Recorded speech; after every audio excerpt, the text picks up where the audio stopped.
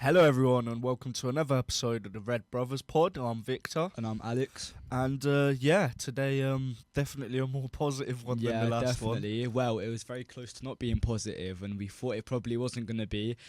After that second half, it was very shaky, but we finally got it done. And yeah, we always say this: it's how champions do it. We don't batter every team 3-0, 4-0, 5-0.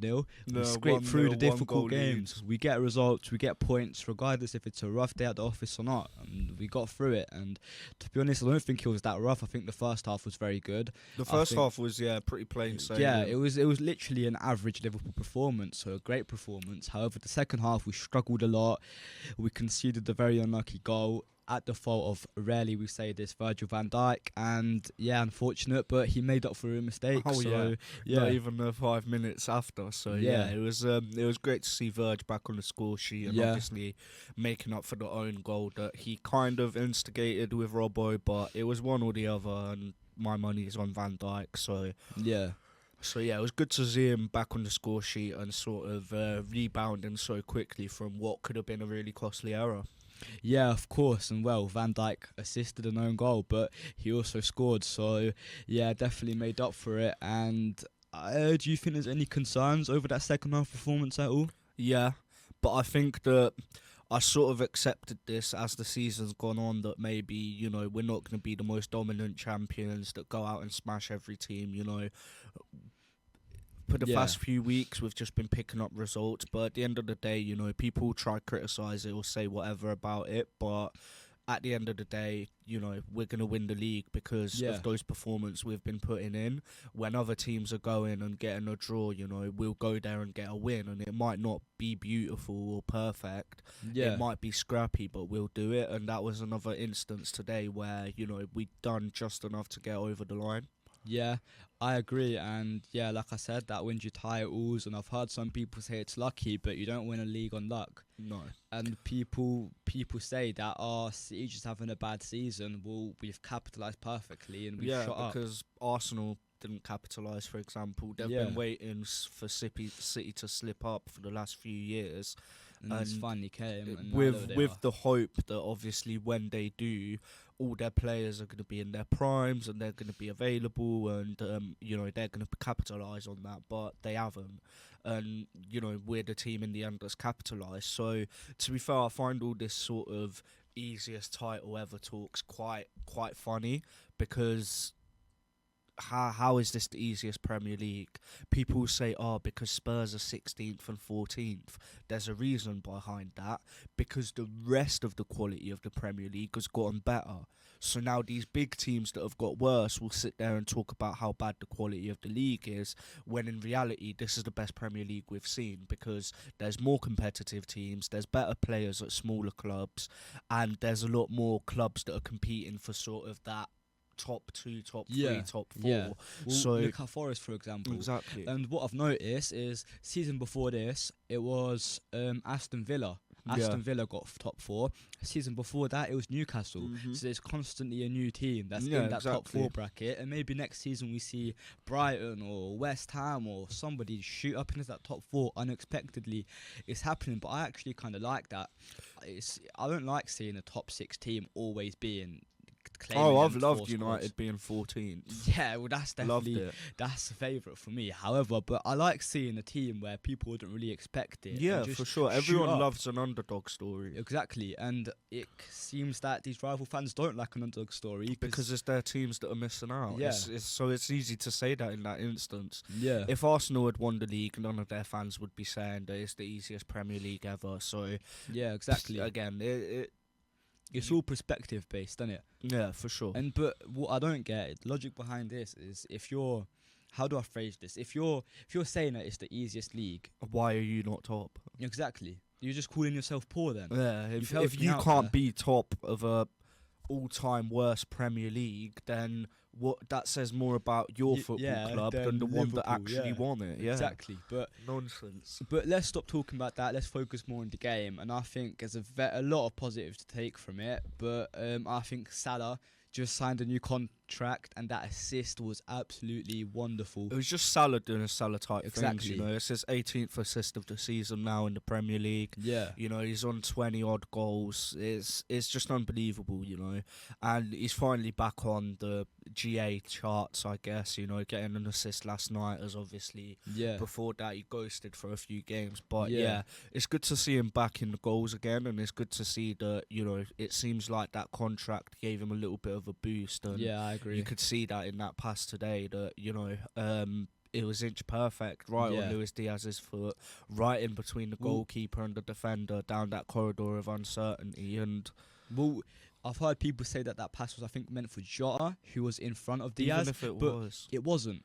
Because you can see his vision. He knows that Diaz is running in that. And he did that on purpose because he wouldn't have that much power if he's passing to Jota. He's meant it there. It's landed there perfectly, executed spectacularly.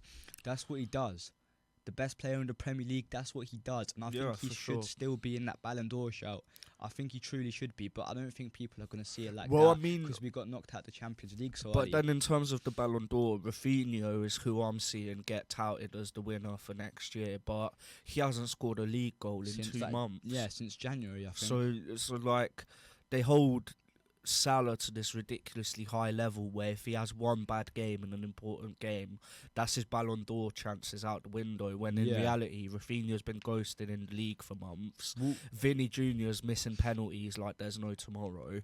Mbappe and the rest of the Real Madrid squad, well, we saw what happened to them. So if it's not Salah, then who is going to win it? I think what it is that he gets held at such a high standard by these fans that are English fans that only watch the Premier League, which is unfair because they probably don't even know that Rafinha hasn't scored a league goal since January. I didn't know that up until a week ago where I see it on TikTok or something.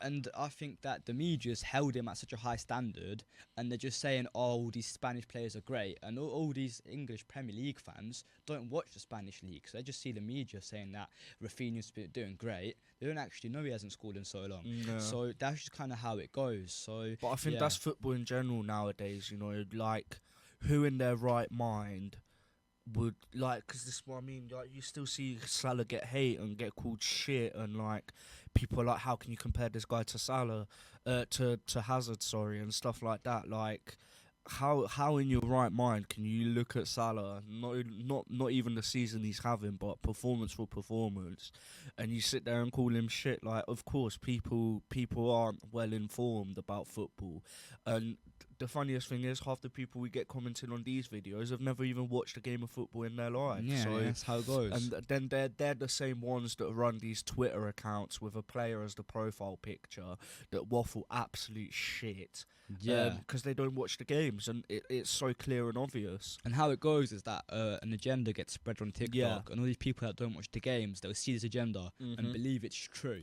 So when Salah was on really good form, and the agenda was the Ballon d'Or, that's what everyone was screaming. But then he had one bad game and the agenda suddenly changes, and all of a sudden, Rafinha's going to win the Ballon d'Or, Salah flop, whatever. So yeah, you are definitely right. The agenda gets driven by whatever is on social media. But I think that, again, this is where people, I don't know, I wish there was something where, like, you could only comment on a game if you've watched it. Yeah. Do you know what I mean? Like, let's say there's Man City Brighton highlights from last weekend. If you go watch it and want to leave a comment calling Haaland shit, you can't do that unless you've watched 90 minutes, because what's the point otherwise? But I kind of see how it goes, but because if Real Madrid comes to me and he's like, oh, a youngster had a really good game, I'm not going to be like, no, he didn't. I'm going to believe him. All right, a youngster had a good game. All right, fair goes to him, yeah? But I'm not going to go around and comment being like, oh, that youngster's the best in the world because so-and-so said he's had a good game. No, like, okay, yeah, he had a good game, but that doesn't make me comment on it because I'm not educated about the topic, because I haven't done my own research by watching the player. Do you know what I mean? So standard. That's how an agenda gets spread, because people don't know what they're talking about. They'll start talking to people and they're as clueless as each other. So it's the blind leading the blind. Exactly. So clueless people people are telling clueless people what to believe, and now everybody's believing it. Do you know what I mean? So that's just kind of how it goes. And yeah, it's infiltrating our comment section, but you're making us blow up on TikTok, so thank you very much. Yeah, cheers everyone. Making But our I mean, clips blow up. again, you know, like, you're 100% right. That's all driven through that. But I just don't get it. Like, how can you physically comment on something? Yeah, let's say I'm scrolling through Facebook and I see a TikTok that's been posted onto Facebook about a travelling destination. If I've never been there in my life, am I gonna comment going, absolute shit, mate? Food is wank. Locals are mean or poor or whatever, and the sun is cold. And I've never been there in my life, but I'll go comment that, and now all these other people are gonna go, you know what? Yeah, to be fair, the sun there is a bit cold. Like, bro, do your research, watch the football, and then give an opinion if you feel like it. However, don't fucking sit there and listen to people that talk about football as a part of our life, who genuinely watch the games, because I don't think we could sit here and talk about a game for an hour if we've never watched the thing. But anyways, like, if you do feel like commenting at any point or leaving us anything to read after this, just please make sure you're at least slightly educated in what you're talking about, because that would help a lot. Because you know, loads of these comments on TikTok and stuff, and I see, like, you know, Liverpool have had the most penalties given but least conceded. Now, okay, straight away that sounds okay, maybe VAR is helping Liverpool, but when you break that down into numbers and you use numbers correctly, you start to realise why that's the case. So, you know, initial thought, VAR's helping Liverpool. Yeah, break it down, Liverpool have the most touches in opponents' box and the least in theirs. Yeah. This means the most opportunities for one of our players to get fouled in their box and the least opportunities for an opponent player to get fouled in ours, which then means that if you take all the maths from that, you'd statistically see why that's the case, and you'd see that's true. And then, you know, I left that as a comment replying to someone back on TikTok, and he's gone, yeah, well, numbers lie, and VAR still helping you. And I'm sitting there like, bro, like, we've given you proof. I've done the maths. There's this much of a percentage, this percentage of plays in the box that will get the penalty. And there you go. There's not much more to it. The numbers don't lie. And I've heard people say, "Oh, Salah just scored all these penalties. What do you want him to do? Miss them? All right, yeah, Salah, here's his penalty. Oh, mate, it affects my stats too much. Let me go sky it row Z. No, mate, you get given a penalty, you're gonna fucking score it, ain't you? It's simple. So, and that's the best part about it, is that he's good at scoring the penalties. That's why his goal tally is so high, and that's why he takes them so often. Yeah, because we get so much penalties, and we've got somebody who scores them every single time. He's missed one this season against Real Madrid. He scores them every time, nearly. I mean, again, it's really simple, and it's stuff that you could explain to a child and they'd understand. Yeah, some spastic on TikTok. It's because they are they're all children. Much, yeah. You think I'm a child, mate? They're children. They're like 9 years old. They're 9, and they're commenting all this with their Saka profile picture, KDB profile picture, Man City cold emoji in the bio, commenting all this rubbish, mate.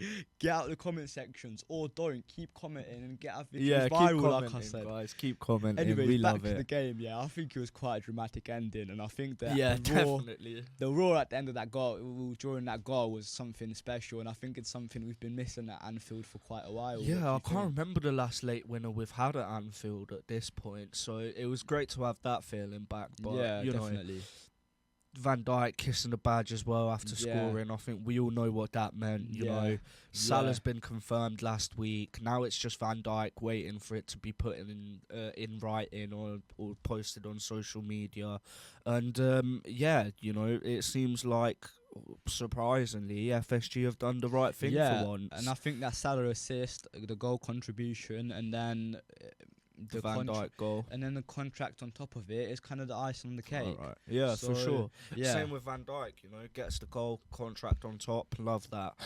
But someone we can't say that for is unfortunately Trent. Yeah, well, he's sitting in hospital somewhere, so that's unfortunate for him. Guess karma comes back. What type of send-off do you think he's going to get at the end of the season? Bad.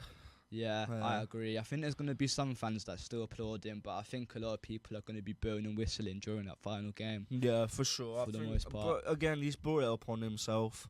Yeah. And, there was, again, loads of comments on the last video where we mentioned Trent about, it not being the club's choice, or if he wants a new challenge, then so be it. But at the end of the day, if that's the case, you don't sit in interviews and you don't tell them that you want to be the future captain of Liverpool. You don't tell them that your biggest dream is to wear that captain's armband. Yeah. And you don't tell them that, this is going to happen and then you don't sit through the whole contract waiting to go on a free to Madrid. Yeah, exactly. You can go to Madrid. You can go to Madrid, but you give us 80 mil and I'm alright. Yeah, simple. And then it's a good business transaction. It's fair on the both of us. We give away on £100 million player, but we get that £100 million back to reinvest, and that would be the best outcome. Mate, I'm alright him going to Everton if it means we get 80 mil. Do you know what I mean? So that's just kind of how it goes. But about the game, I think that like I said, a lot of positives from the first half, but second half was a lot more worrying. And I think Alisson made some big saves. Big saves, and I think Alisson's really important to us. I think over Kelleher especially. Unfortunately, well, you saw the difference. You saw the difference versus Fulham. We conceded 3 out of 4 shots on target. Well, I love Kelleher. Oh yeah, don't get me wrong. I think recently he's fell off in form for a bit. Don't get me wrong. I love Kelleher as well, and like we said last week, he'll always be a cult hero for Liverpool fans. But this is the difference having a world-class goalie makes. Again, like I was mentioning earlier, away at Fulham. 4 shots on target, 3 goals, 3-1 down straight away, just like that. And again, question marks over the goalkeeper. And here you have a situation where they had way more shots than that, and he's kept everything out that's been from West Ham, but unfortunately couldn't keep their own goal out.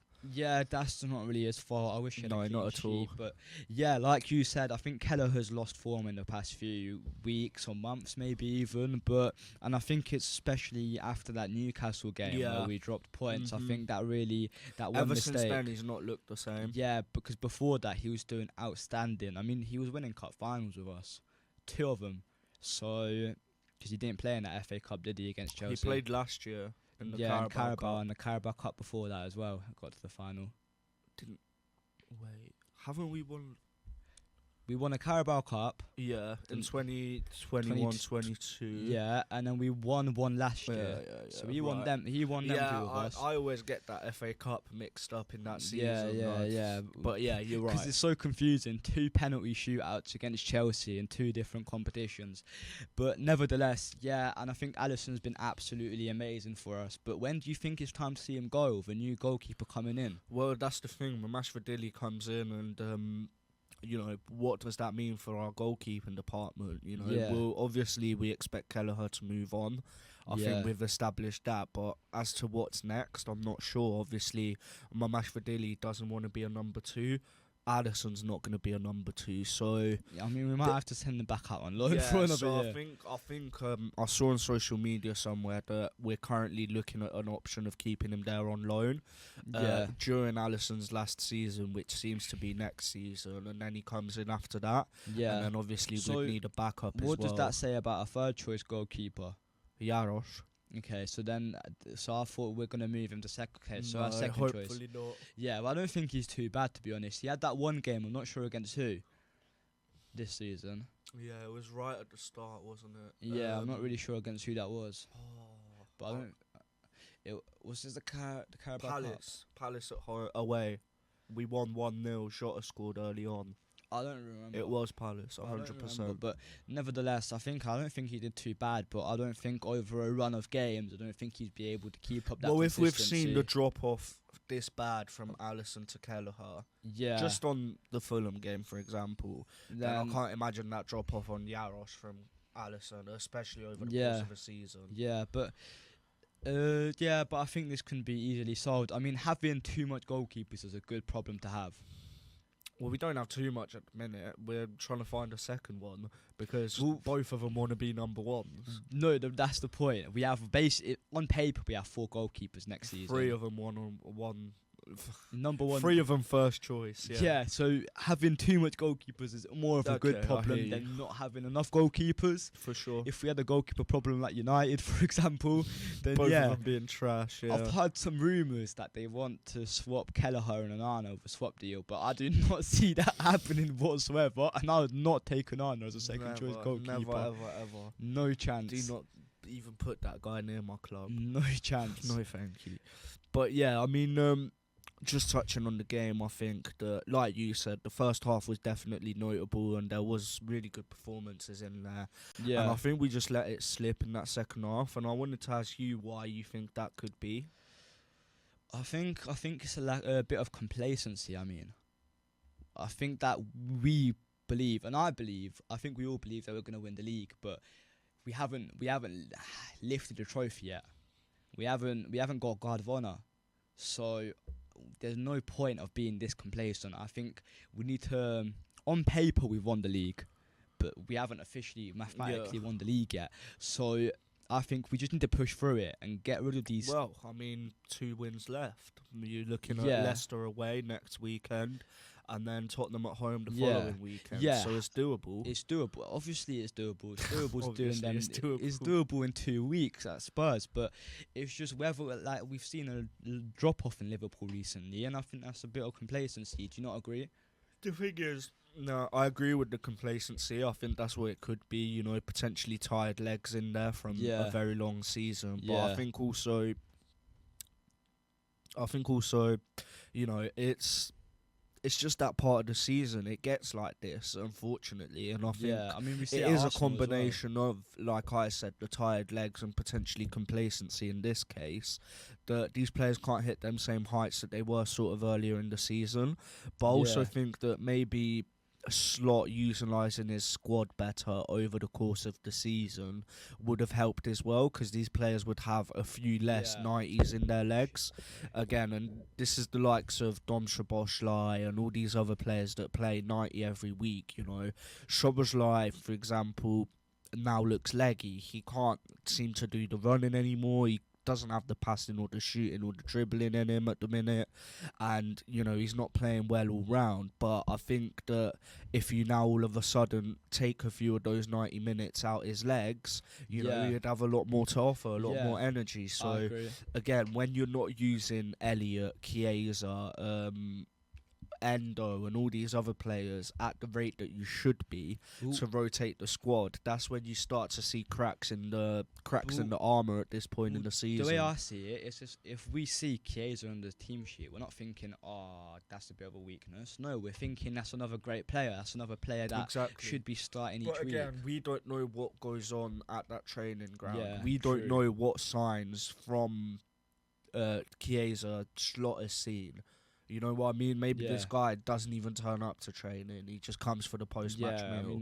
That's what I'm saying. So it's definitely a difficult one to judge, as we don't obviously know what's going on at the club itself. But I think that just from a fan perspective and from the outside, we would like to see these players play more, and it would give our better players more rest in their legs to hopefully make their seasons last longer. Yeah, but I wouldn't even use the word better. I mean, you see Elliott every time he comes on. Yeah, but Salah's better. Yeah, than Chiesa. Of course. Van Dijk's better than Quansah. Yeah, I hear that, but Elliott can easily start in our midfield, and you wouldn't even notice that we're missing a player. Yeah, you're right, but again, depending on what the game requires. Sometimes the game requires an Elliott, sometimes it requires a Szoboszlai. And again, it's just picking and choosing those moments, whereas at the start of the season it was every game needs Szoboszlai, no game needs Elliott in Slot's mind. So again, it's a weird one, and I think that obviously by better players I meant players that regularly play 90 minutes. So as clearly in Slot's eyes they are better, because otherwise they wouldn't be starting. So again, there's definitely a few question marks over Slot selections and rotation going into it, but look, we're still going to win the league. You know, we're still going to keep playing these games, I think we might still go unbeaten until the end of the season. I think. Hopefully. So yeah, I don't think there's too much concern in I'm there. not even sure if we're going to go unbeaten to the end of the season. I think the second we win, we're going to be hung over the next game and lose. Probably, but yeah, I mean, it'll that's probably be what like we saw. 2020. Yeah, that's what we saw against City. But yeah, I think that, yeah, I see that happening. I see us going unbeaten, maybe possibly to the end of the season. But it's just what does next season leave us? Well, apparently the summer's going to be a big one. I've seen a lot of stuff come out of the club over the last week that, we're preparing for a sort of a 5-6 player summer. So Yeah, we'll have to see about that. But that'll definitely be exciting for once, knowing that we're going to be looking to bring people in. yeah, Unlike, obviously, most summers for FSG. But yeah. yeah, I mean, we have been going on a little bit now here, so I think it's time we wrap it up with the player ratings. Yeah, I agree, and I think starting with Alisson, and like we said, an essential player, I think he had a massive impact. Yeah, give him an 8 straight away. Loads of saves, really important saves in key moments, keeps us in the game and allows us to go on to win. So yeah, I think the that was foundation for the performance, really. That kind of reminded me of Newcastle last year. No. That was a type of performance. I think that was a great performance. Not quite that PSG performance we saw earlier in the season, because I don't think any goalkeeper's going to match that in a few years. No chance. That was absolutely incredible. But I think moving on with Bradley, I think Bradley played great. Yeah, again, solid going back, solid going forward. I mean, I think I was a bit surprised when he came off, but obviously that could be because of fitness reasons. He came off around the 65th minute.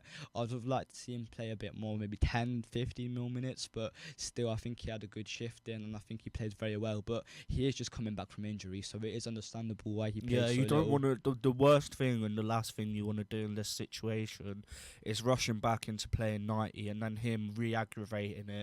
And then being out for months again, and all of a sudden we've got Quansah right back till the end of the season. So I think it's fairly justifiable why Slot done that, and I think it was the right thing to do. Going back to what we said earlier about obviously giving players rests and minutes and stuff.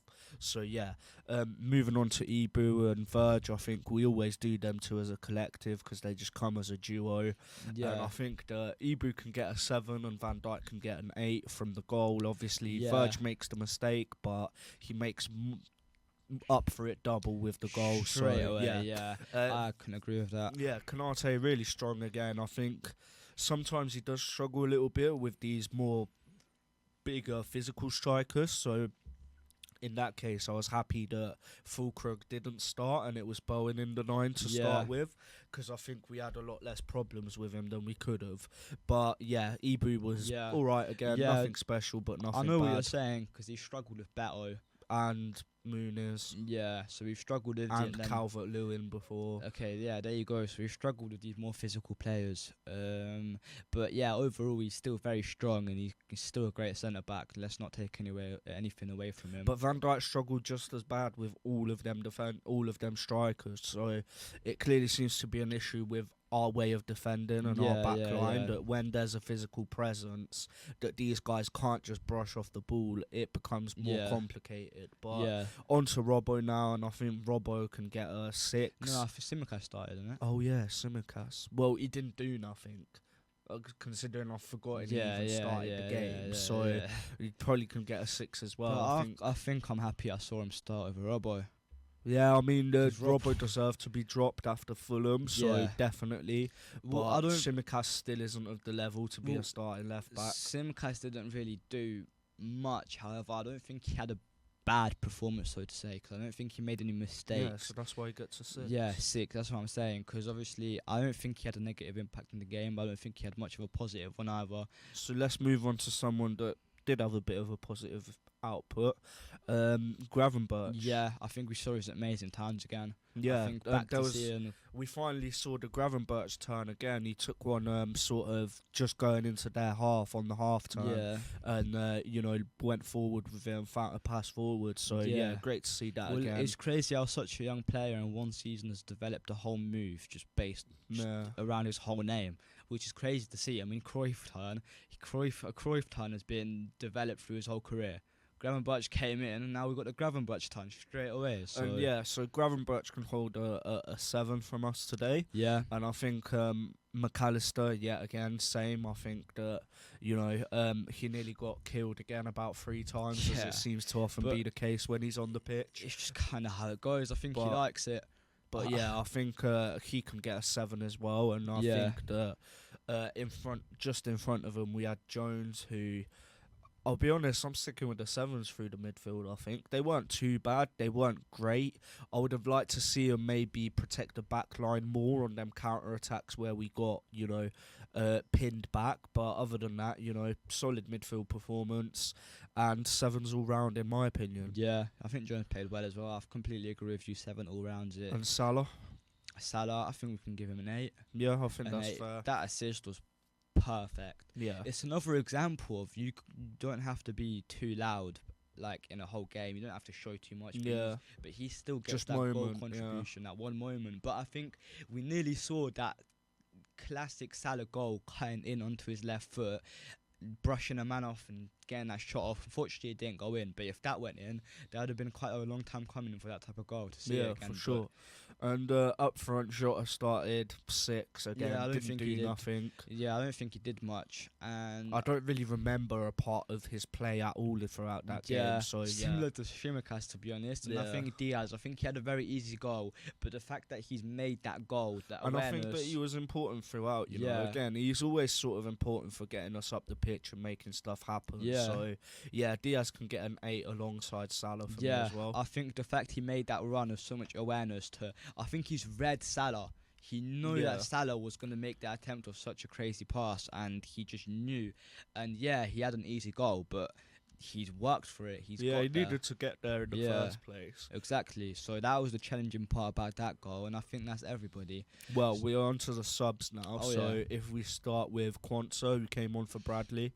Yeah, I don't think he really did that much. But I guess he was defensively solid, so we can have a 6 as well. I think it's good that we can have Quansah who can play at right back, because, for example, it was better when we have Trent starting with that not much of a defensive presence, because he can come on and just kind of help us see a game out. I mean, we saw it more or less with Gomez more rather than Quansah, but we can improvise with Quansah, we can still do the job, so that's fine. Well, I mean, in a world where Trent is available, you do have Bradley on the bench, so I don't see much point in Quansah coming on. Yeah, but no, let's call a spade a spade. Quansah is the most makeshift right back I've ever seen. He looks like a gazelle chasing a lion, which, if anyone knows nature, will know is unusual, and that's exactly how Quansah looks dribbling the ball. So if we could keep Quansah further away from the right back and maybe closer to the goalkeeper or being at centre back, that would be fantastic. But anyways, Endo next. Again, comes in last 5 minutes, locks the game down, 6 as well, but obviously nothing negative either, but just an Endo performance. Yeah, I think is that the first goal this season that he's conceded after coming on? So. That's crazy for this. But it's an own goal, so does it really count? Well, it's a shame because it does on the statistics, but I wish that type of goal didn't go in for him. But it's a shame. It's nothing he could have done better for that. Of course. Who else came on? Gakpo for Diaz, I think, came on. Yeah, I think so. We always do this. We always forget who the subs are. This is where you entertain the people whilst I check. I don't know if you missed that part. Speed it up into the video editing department. Right, so Endo came on for Salah, Szoboszlai for Jones. Szoboszlai was meh, 6 again as well. Yeah. Robbo for Shimikas, obviously involved in the own goal, but wasn't really too much of his fault, so he can get a 6 as well. And Gakpo on for Jota again, he can get a 6. None of them really did anything. I didn't think we improved with the subs, and I think that's something that Slot has struggled with a bit over the last few weeks, is that when we seem to bring players on, they don't make the impact necessary, and I think... Was it not a few weeks ago where it was... we had an assist from Bradley, who got subbed on. Jota, to Diaz against Fulham. But they both got we subbed lost on. the game. Yeah, okay, true. And I mean, didn't help the players in the flow of the game, because if you remember in that game, Nunes also came on, which didn't help at all, and other players as well. But nevertheless, I think that's sort of covered everything for today. We've gone over the player ratings now, so I guess it's time to wrap it up. So thank you guys for tuning in to another episode of the Red Brothers Pod, and we'll see you again after Leicester. Yep, thank you. Take care.